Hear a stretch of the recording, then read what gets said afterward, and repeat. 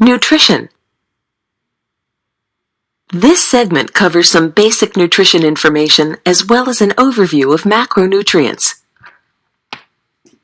We begin this section with nutrition for life, a term we use to describe basic nutrition information.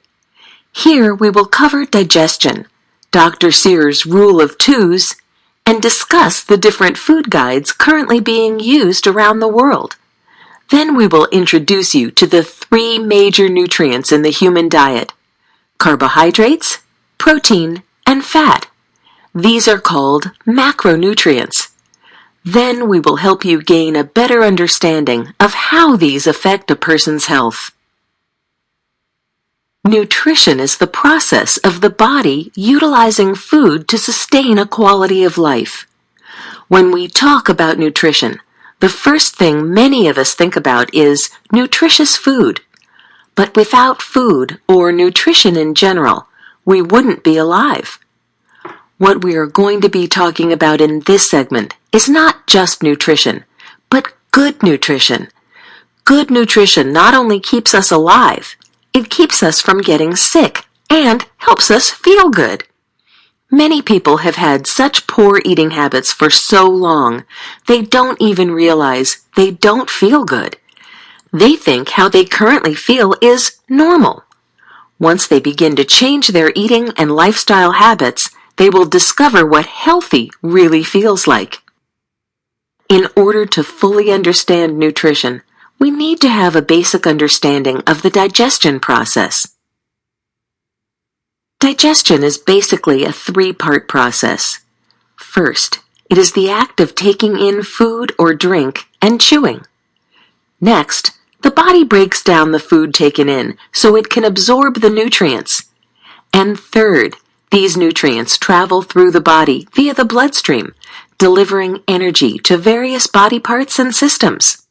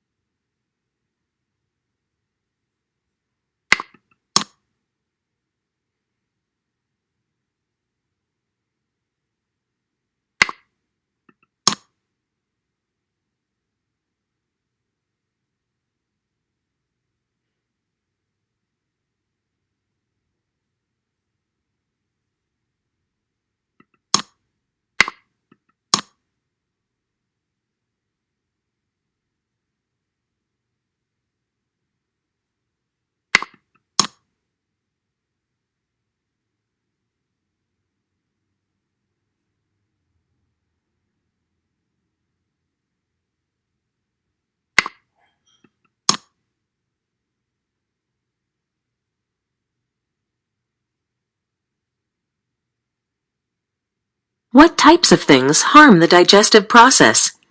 Here are some of the biggest culprits: poor nutrition, malnourishment, not drinking enough water, eating too much or not enough, poor enzyme production, digestive issues, ulcers, gallbladder removal, leaky gut, candida, taking medication or having a health condition, and lack of exercise. One way to improve digestion is to follow the rule of twos. Eat twice as often, chew twice as long, and eat half as much. Eating twice as often makes it sound like we need to eat more food, but what it really means is eating the same amount of food, just portioned into small meals and eating every few hours throughout the day. This way of eating provides a slow and steady supply of fuel to the brain. It also stabilizes insulin, which in turn stabilizes stress hormones. Since portion sizes are smaller, you're more likely to take your time, and slowing down your eating improves digestion.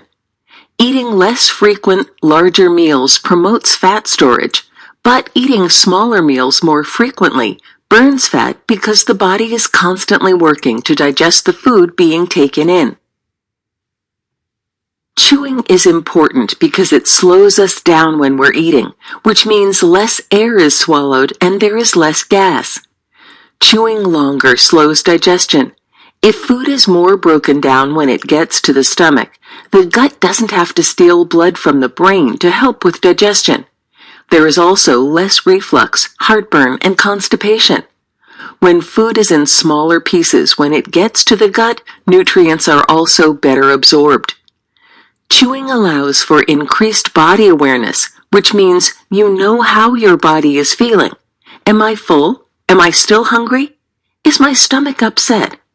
It's important for both adults and children to pay attention to how their stomachs feel. When the stomach feels satisfied, it's time to stop eating. There is a delay of around 15 to 20 minutes between when the stomach gets full and when the brain gets the message to stop eating. Chewing makes food more enjoyable, which means it allows the taste and texture of the food to hang around in the mouth longer, so food is more satisfying, and children and adults are less likely to overeat. Our stomach is not as big as we think. Eating half as much each time you eat, or eating a portion about the size of your fist, is a good rule of thumb, especially if you're eating more frequently. You may be surprised to find that you're pleasantly full instead of being stuffed when you're done with a smaller meal. Pre-sized foods like apples, eggs, and tomatoes are great snacks. Proper nutrition is very important because poor nutrition is directly related to illness.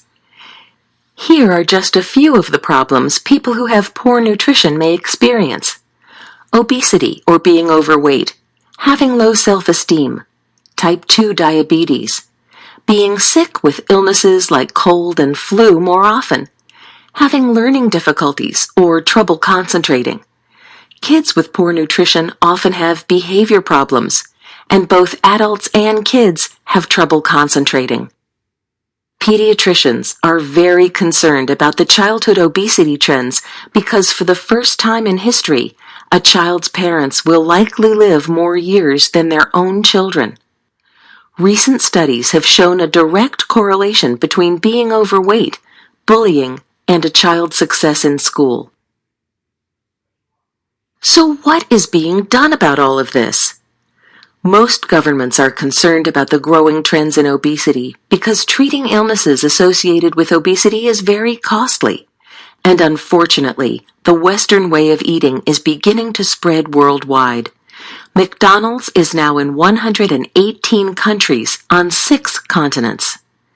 Food guides exist in nearly every country, but they are not all that different from one another. Each of them provide a lot of information in several different ways, but most of them are still very confusing. This is why we follow traffic light eating. It is very simple. The website shown here at the bottom of this page has many of the European food guides countries are using. If you live outside of the US, you may be able to locate your food guide here. Traffic light eating makes eating healthy easy by placing foods into 3 categories: red, yellow, and green. Just think of a real traffic light. Green light foods are go foods and include all fruits and vegetables. We can eat as much as we want of these foods. The only exceptions are those foods that are more calorie dense, which should be consumed in moderation. These include mango, coconut, avocado, artichoke, sweet potato, edamame, and corn. Yellow light foods are slow down foods. These are foods we can eat every day, but just not too much. Red light foods are stop and think foods.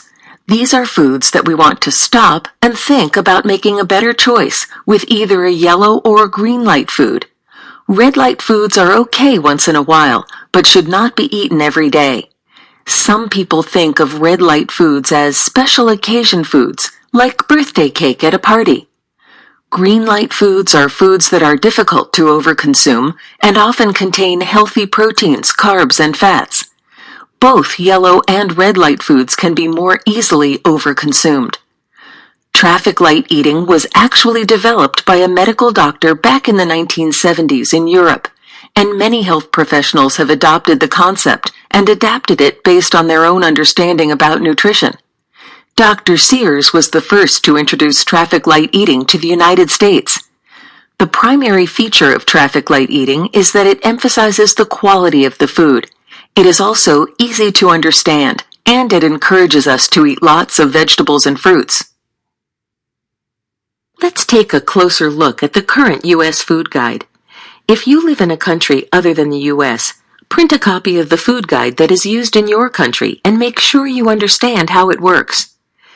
This is a picture of the most recently released U.S. food guide. It is called My Plate. Although it is a welcomed improvement over the previous food pyramid, the picture itself doesn't provide much information. Consumers are required to go to the website to understand how it works. Basically, each color represents a different food group. The size of each color correlates to the amount of food recommended for that food group. Based on the picture, dairy is still the beverage of choice, not water. Unfortunately, just like all the other U.S. food guides, My Plate was developed by the USDA, U.S. Department of Agriculture, and this organization still manages it, which means the focus will continue to be on economic development and not the health of Americans. It also continues to focus on the quantity of each food group, not so much the quality of food. Can you list the industries within the USDA that may benefit from Americans eating more of the foods they produce? The primary difference between the U.S. food guide and traffic light eating is that traffic light eating focuses on the quality of the food we eat, where the food guide primarily focuses on the quantity.